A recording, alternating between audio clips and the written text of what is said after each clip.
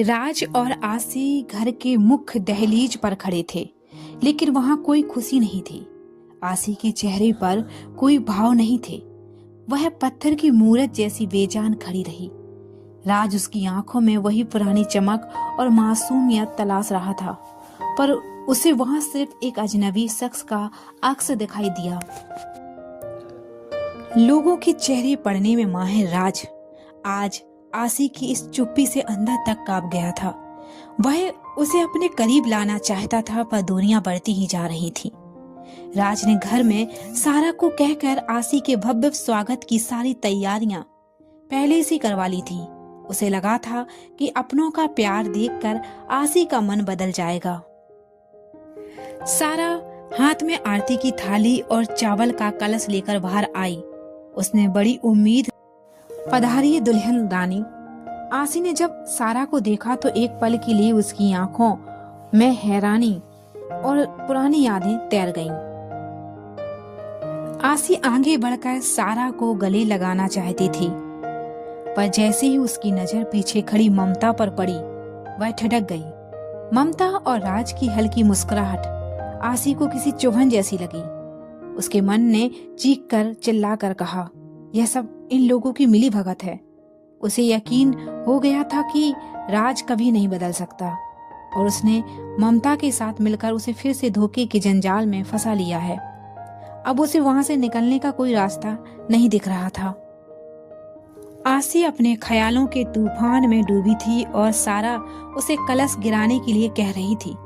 जब आसी ने कोई हरकत नहीं की तो राज ने होले से उसके कंधे पर हाथ रखा और कहा, आसी।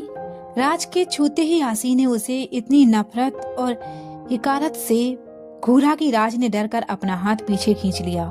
राज ने नजरों से कलश की ओर इशारा किया, जिसके बाद आसी ने बेमन से रस्म पूरी की और घर के अंदर दाखिल हो गई। राज कुछ कहना चाहता था, पर उससे पहले ही आसी सीधे बाथरूम की तरफ बढ़ गई।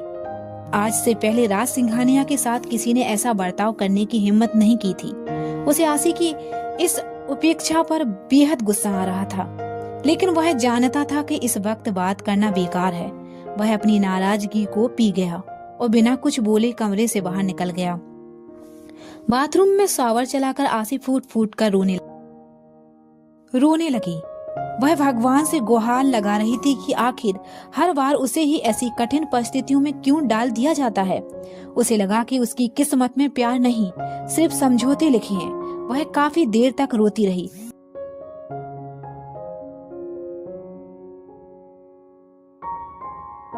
जब तक कि उसका सारा गुस्सा आंसुओं के जरिए बह नहीं गया। फिर वह शावर लेकर खुद को शांत कर बाहर आई। जब आसी बाहर निकली तो सारा वहीं खड़ी उसका इंतजार कर रही थी। आसी ने उसे देखते ही अपने गीले बालों को बांधना शुरू कर दिया और अपनी नजरें फेर ली। सारा ने बड़ी मासूमियत से पूछा, दीदी आप इतनी बदल क्यों गई? आप तो ऐसी नहीं थी। आसी ने सारा से दूरी बनाई और रूखेपन से कहा, तुम जिसके लिए काम करती हो उसने ही तुम्हें यह पूछने भेजा है। आसी को अब सारा की बातों पर भी यकीन नहीं था। सारा राज कमरे में वापस आया और उसने आसी को अपनी बाहों में भरने की कोशिश की। उसने कहा, आसी मुझे माफ कर दो, मुझे तुम पर गुस्सा नहीं करना चाहिए था। आसी ने झटक से उसे खुद से अलग किया और कहा, मिस्टर राज अपनी ये हमदर्दी अपने पास रखिए, मुझे किसी हमसफर की तलाश नहीं है। राज उसे खुशियां देने के वादे कर रहा था, पर आसी के लिए बेशब्द बेमानी थे। आसी ने राज की आंखों में आंखें डालकर साफ लहजे में कहा, मैं यहाँ सिर्फ इसलिए आई हूँ ताकि हमारा कॉन्ट्रैक्ट पूरा हो सके। उसने राज को उसकी शर्त याद दिलाई, तुम्हें एक वारिस चाहिए और मुझे इस कैद से आजादी। 9 महीने बाद मैं तुम्हें बच्चा सौंप दूंगी और यहाँ से हमेशा के लिए चली जाऊंगी। यह सुनकर राज सन्न रह गया। उधर ममता कमरे के बाहर खड़ी होकर यह सब सुन रही थी और उसके चेहरे पर एक जहरी